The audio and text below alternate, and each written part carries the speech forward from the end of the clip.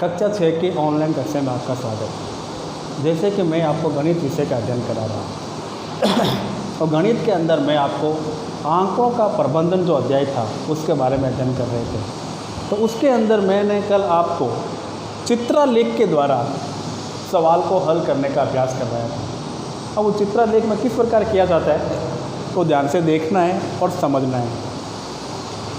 देखिए, सवाल है आपका कि किसी सप्ताह में एक कक्षा के 30 विद्यार्थियों की उपस्थिति निम्नलिखित है, इसे एक चित्रालेख द्वारा निरूपित कीजिए।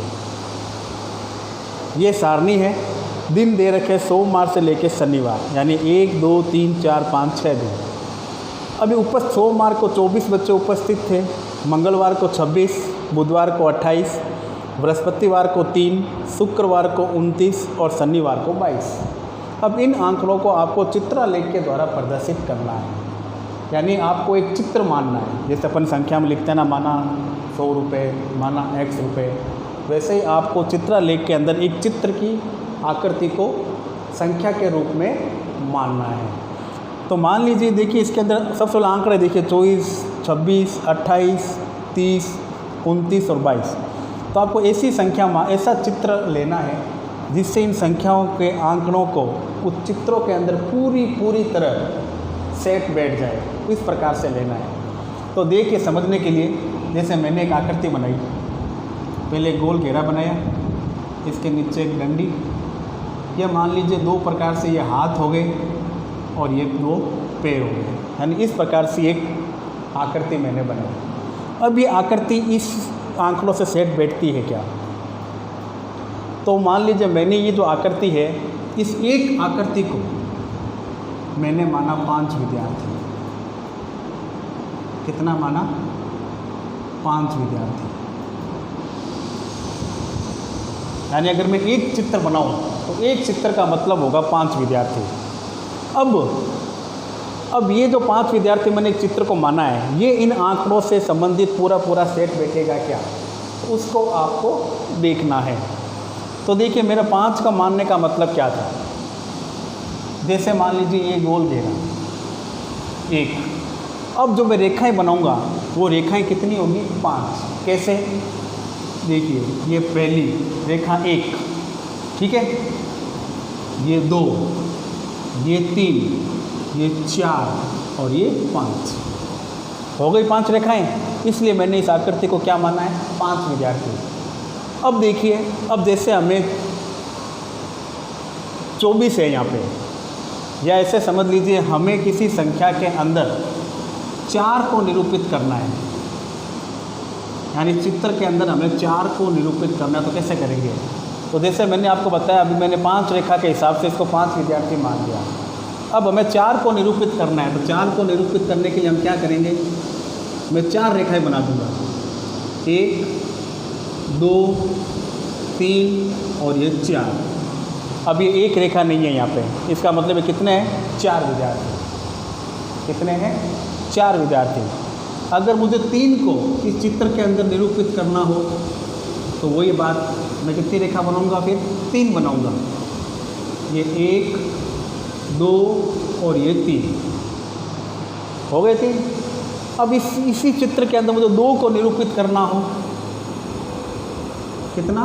2 को, तो मैंने बनाया 0, इसके नीचे 1 और ये 2।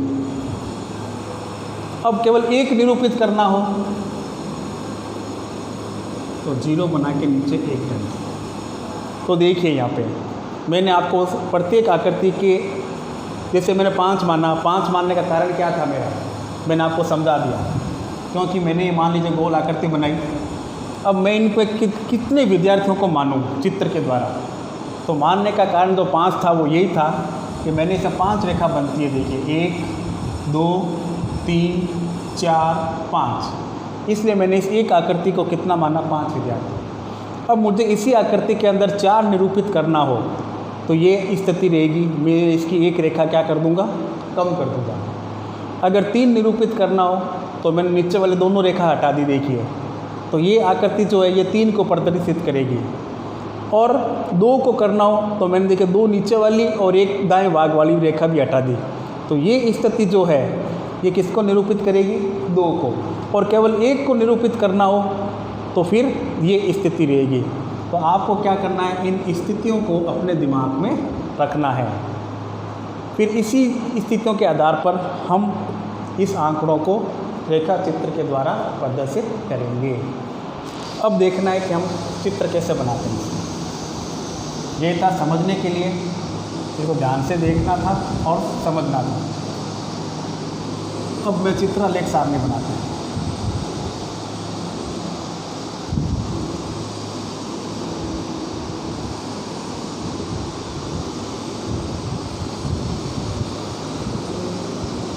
तो यहाँ पर तो लिखे थे हमने पहले दिन, तो दिन वापस आ जाएंगे।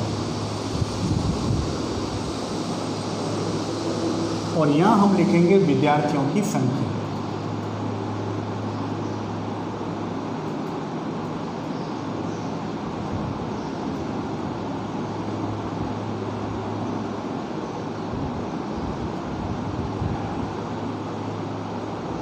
विद्यार्थियों की संख्या।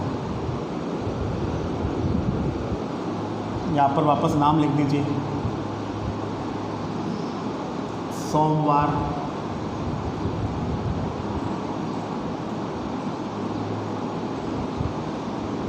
मंगलवार,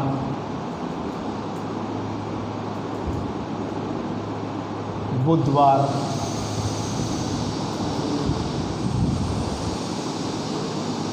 बृहस्पतिवार,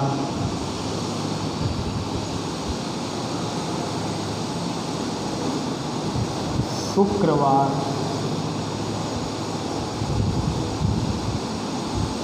और शनिवार।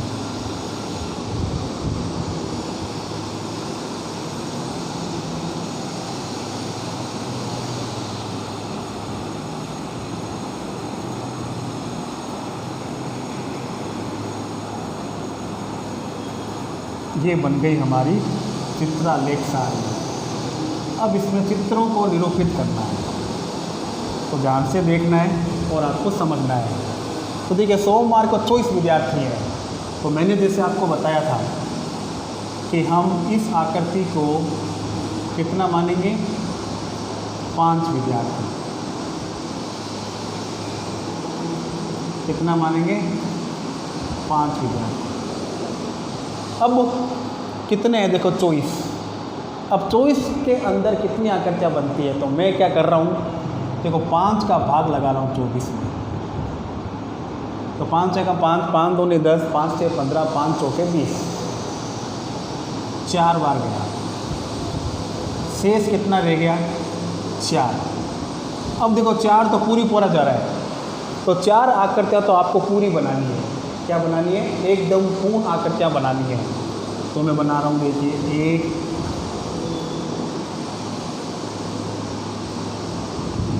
2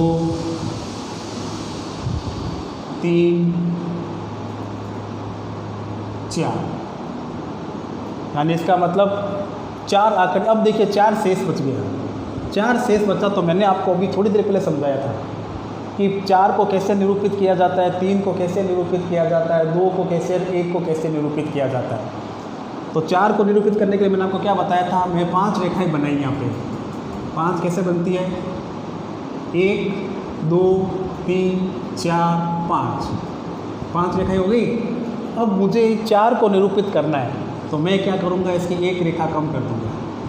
अब रेखाएं गिनो, देखो 1 2 3 4। तो इस प्रकार से आपको ये आकृति बनानी है। ये हो गया 24। पूरा 25 नहीं है, क्योंकि एक रेखा कम है इसके अंदर। देखिए इन आकृतियों में, इस आकृति में देखिए आपको कुछ फर्क दिख रहा होगा, इसमें आपके एक रेखा कम है। तो इस प्रकार से आपको इन आकृतियों को आंकड़ों से संबंधित संख्या से निरूपित करना है। फिर कितना है? देखिए 26। 26 में फिर भाग लगाइए, तो 5 पंजे 25, 5 बार गया। शेष कितना रह गया? 1। तो 5 आकृति तो आपको पूरी बनानी है।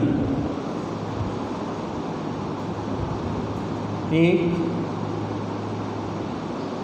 2 3 4 और ये 5। अब शेष कितना रह गया? 1। और 1 को मैंने कैसे बताया था निरूपित करना आपको? केवल एक रेखा 0 बना के ये एक डंडी। अब ये 1 को निरूपित कर रहा है। किसको कर रहा है? 1 को। ये हो गया 26। उसके बाद में 28, वही बात 5 का भाग, 5 पंजा 25, शेष रह गया 3। तो वही बात आगे देखिए वापस, 5 आकृतियाँ पूर्ण और 3 को निरूपित करने वाला चित्र। तो पहले 5 बना दीजिए। 1 2 3 4 5। अब 3 को निरूपित करना है तो बस क्या कितनी रेखा बनाएंगे हम? केवल 3 रेखाएं बनाएंगे। ये 1 2 और ये 3। 1 2 और 3, नीचे वाली 2 नहीं बनाई हमने। ये क्या कहलाएगा? 28 को निरूपित कर दिया हमने। किसको कर दिया? 28 को। अब 30 है। 30 तो देखो 5 के पाड़े में पूरा पूरा आता है। कितनी बार आता है? 5 एकम 5, 5 दूनी 10, 5 से 15, 5 सौ के 20, 5 पंजे 25, 5 छन 30, 6 बार। तो आप 6 आकृतियाँ बना दीजिए पूरी।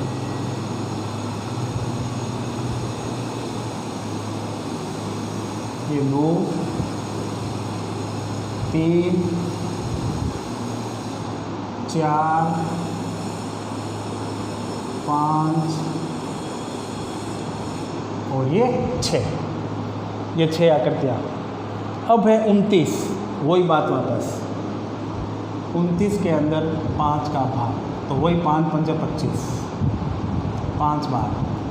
शेष कितना रह गया? 4। तो 5 तो आपके आकृतियाँ क्या बनेगी? पूर्ण बनेगी। ये 1 2 3 4 5 और ये 6। ये 6 आकृतियाँ। अब है 22, तो 22 में भी भाग लगा के देख दीजिए। 5 चौके 20 और शेष रह गया 2, यानी 4 आकृतियाँ पूरी और एक चित्र में 2 को निरूपित करना है। ये 1 2